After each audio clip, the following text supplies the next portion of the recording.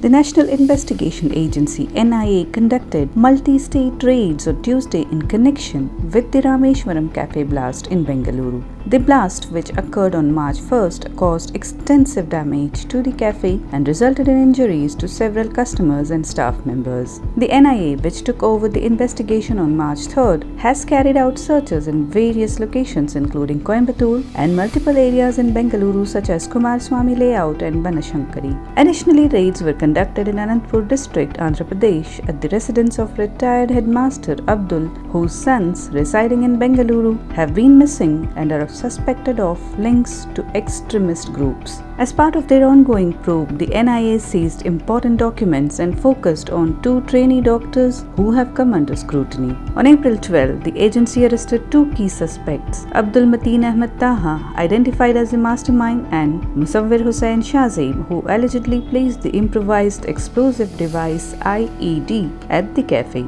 Both were apprehended from a lodge near Kolkata, where they were staying under assumed identities. The senior NIA official leading the operation stated that the multi-state raids are part of a broader effort to uncover and dismantle the network involved in the blast.